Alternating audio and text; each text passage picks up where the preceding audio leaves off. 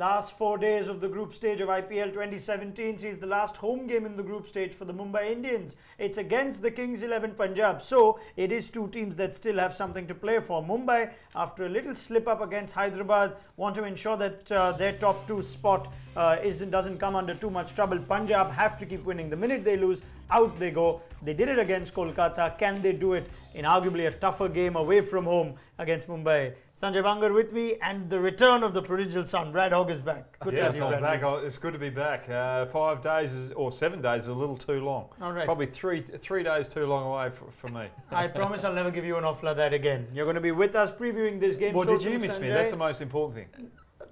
Let's move to match point number 1 as we discuss the Mumbai Indians. Of course, we miss Brad Hogg. But let's have a look at our first match point. Let's talk some cricket, boys. Nitish Rana's contrasting season. Now, Mumbai have done a few things that surprise us. They brought Kieron Pollard at 3 against Delhi.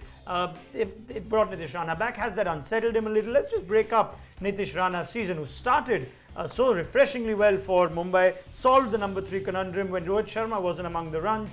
First 6 innings, gents, strike rate of 142 and lots of runs, 530 plus scores, so always got a start and took on in for Mumbai. And then the last 5 innings, he's not got big scores, strike rate of under 100.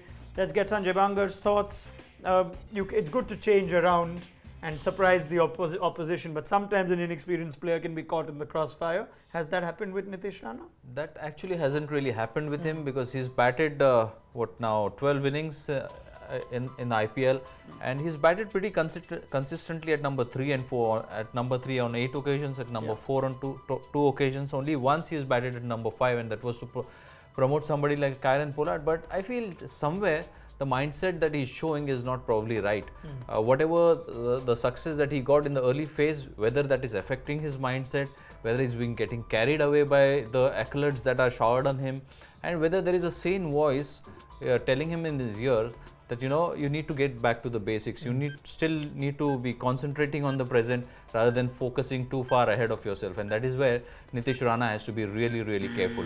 Perfect. 45 seconds. Hoggy, I'm sure you've not lost your touch. I'll move to you now. What Sanjay said, interesting that young player, in the first 5 games, he had us all talking about him.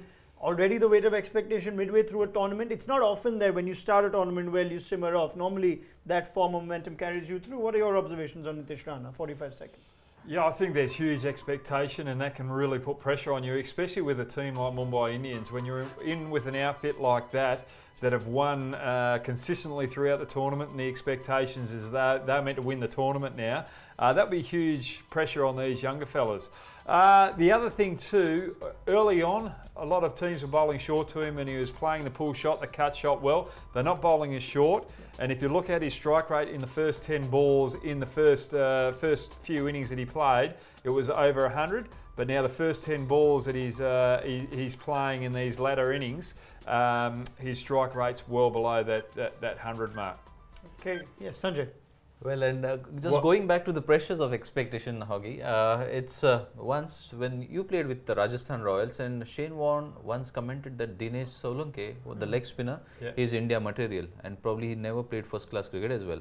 And I somewhere read that suddenly Ponting comes up with the statement that Nitish Rana should be in the blue jersey, should be wearing the blue jersey. Wow. So that puts some massive pressure on young players. And his first class record isn't as strong as what his IPL record is too. So you know, someone has a great IPL, it doesn't mean that they're a great 50 over game player or the longer first class player.